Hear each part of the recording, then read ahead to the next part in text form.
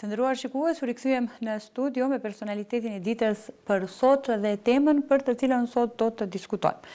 Do të flasim sot për aktivitetet e fundit, risitë e fundit, për ambasadorin e paqes, njëkohësisht ai është edhe koordinatori i delegacioneve për Europë dhe njëkohësisht edhe presidenti i Institutit për Zhvillim dhe Bashkëpunim. Ndërsa që të kemi në studion ton zotëri Tahir Shabani. Përshëndetje zotëri Tahir Shabani dhe mirë se na erdhët në emisionin ton. Mirë, vazhdimisht jeni në dispozicion për të realizu biseda në studio Kronika në teren për gëzime dhe urime për televizionin Koha, së bashku me themeluesin e saj dhe drejtorin e ri e përshëndesem. Urojmë që kjo vizit ka ardhur me një mesazh shumë qartë dhe të paqes, që të jemë mbështetje ajo që ndodhi, e fatkeqësisht që ndodhi me djegjen e hapësirës së televizionit, kemi ardhur të solidarizohem, sot jem këtu fizikisht në televizionin Koha.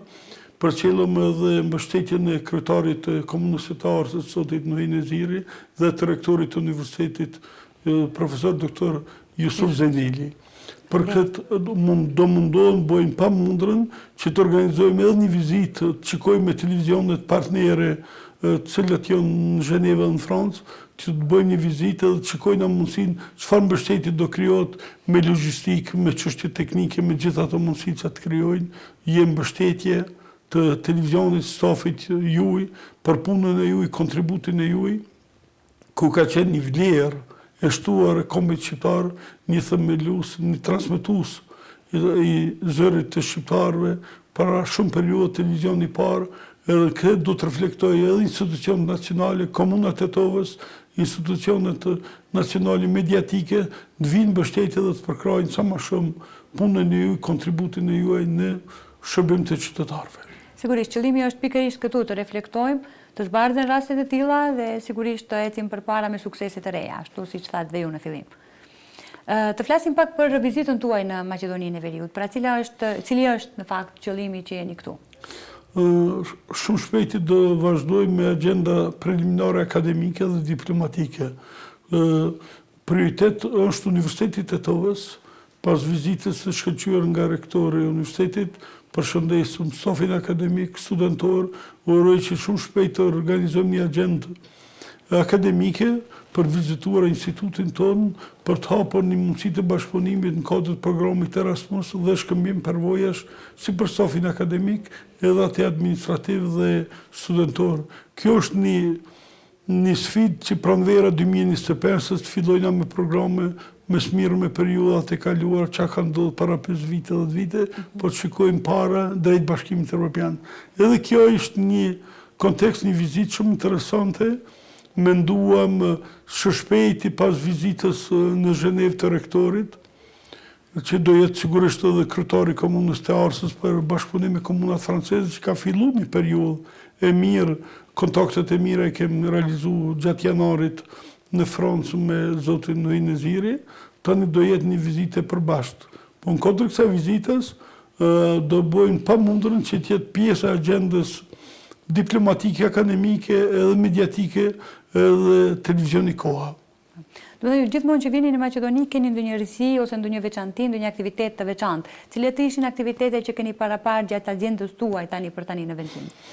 Mund të veçoj një interesant një çështje që propozova dhe rektorit që të fillojmë me program akademik shkolla verore dimërore, që nxisëm edhe studentë shqiptarë nga jashtë, të vinë në kodër këtyre shkolla verore mund të jenë edhe dimërore, s'është vetëm verës, edhe të shikojnë me këta alpet e kësaj zonës të Tetovës, me këtë thesar të kulturës shqiptare, të pasqyrohet punëve veprimtaria, ndoshta do ketë mundësi edhe strehim akomodimin edhe ata që vinë nga jashtë, që të krijohet një mundësi shumë e mirë. Përballë kësaj, u akorduam shumë shpejt gjatë vjeshtës të organizojmë samitin e paqes.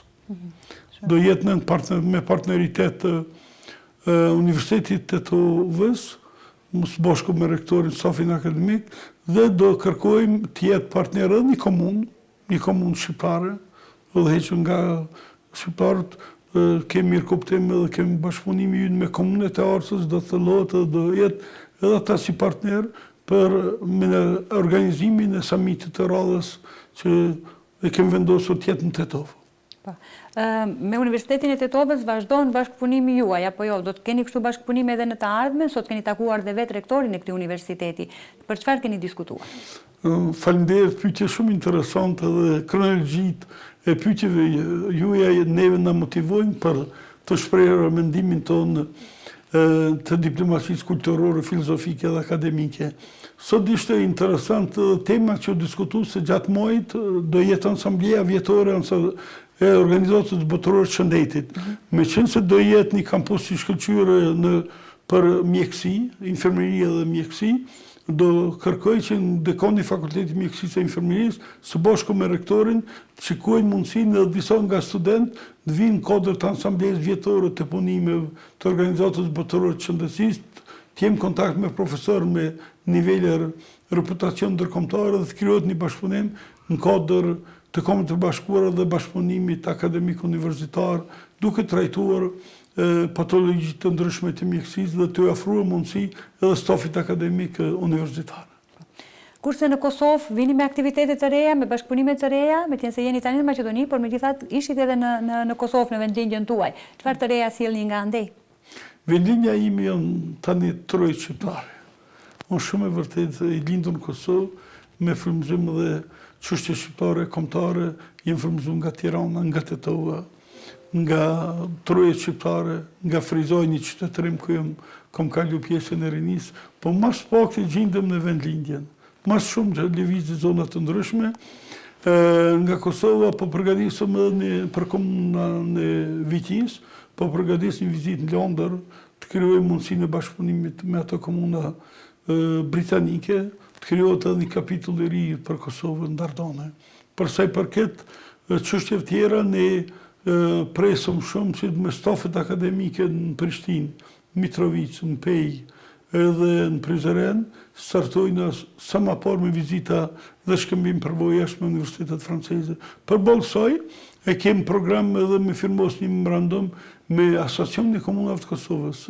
Është një sfidë e re, ata nuk mund t'i kalojnë vetë, përvojat tona diplomatike do i shërbejnë edhe Asociacionit e Komunave dhe statusit të tyre juridik për veprimet dhe bashkëpunimet ndërkombëtare me Këshillin e Evropës, Parlamentin Evropian.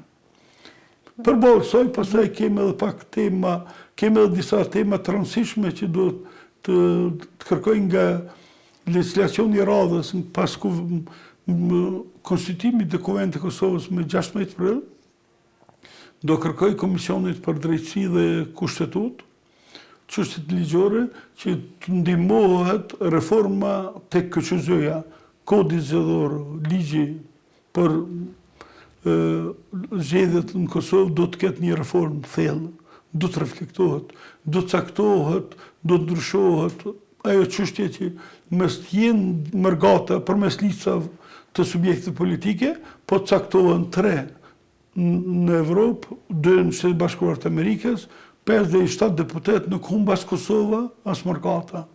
Se kështu pastaj po krijohen probleme me KQZ-n, brenda subjekteve ka pakënaqësi për votën, ka rikën votat, ka shkuar këto vota, edhe do të definohen ligjet të fuqizohen në fuqi, që mes të ka çështje për kritikën të ardhmen. Për këtë do t'i kërkoj KQZ-s së shpejti me drejtorin e përgjithshëm të Komisionit Qendror Zgjedhor, jem kontakt, që të organizojmë një vizitë në Bruxelles, shikojmë sa mund të kontribuojnë eurodeputet, Komisioni Evropian për reformën zgjedhore në Kosovë. Si e shihni aktualitetin politik në Kosovë për krijimin e qeverisë së re, cili është vlerësimi juaj, opinioni juaj?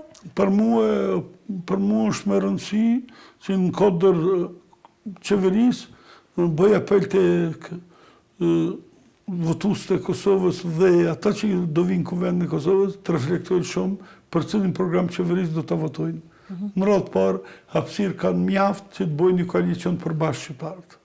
Janë citatat shumë të ndërlikuara për statusin e Kosovës dhe integrimin e saj në Komitetin Evropian, në Komisionin Evropian dhe në Kombet e Bashkuara, sigurisht një kusishtë dhe organizatë ndërkombëtare. Prandaj, një koalicion i gjerë mund të shpëtoj këto kriza kriza qeveritare parlamentare, nuk mund t'i letë hapësirë, edhe mund t'i garantohet edhe presidentës Vjosa Osmani vazhdimësia e mandatit. Se vetëmja nivel institucionet e Kosovës ka kriju një afrimitet, ka kriju një lobim për Kosovën, për balë kësaj do të falenderoj dhe përshëndet edhe kontributit e Zotit Pacolli, që sjellin një njohje, kur ishte në krizë, ende Ministria e Jashtme nuk funksionante, ai solli një njohje nga vendi Kenya, 50 milion banor, për neve është erë për Kosovën. Por pavarësisht se kishte vështirësi e kritika se kalu përmes protokollit të Ministrisë Jashtme, për atë du të reflektoj Ministria e Jashtme dhe stafi diplomatik i saj. Dhe se ndalemi të flasim pak edhe për Institutin për Zhvillim dhe Bashkëpunim, nga ndej çfarë të reja na sjellni, cilat janë aktivitetet e fundit, kemi ambasador të ri të paqes, më duket? Po kemi ambasador të ri, për neve është një rutinë, sigurisht, nuk është diçka e veçantë. Shkojnë, do kemi edhe nga Tetova në të ardhmen do vime lajme, besoj të shpejta me ndonjë ceremoni protokollare do nderojmë edhe personalitetin nga Tetova, nivelin akademik po flas. Po, do ta lëm për një periudhë pak më. Do vime lajme të para për televizionin Koha, përse përket institutit. Me institutin do jem të përgatitur me hap shkollën shqipe në Francë. Do jetë e para në atë zonë, i kemi marrë gjitha procedurat me administratën franceze dhe është votu nga Këshilli Bashkiak, në atë zonë ku jetojnë në atë komunë, u votu që për hapjen e shkollës shqipe.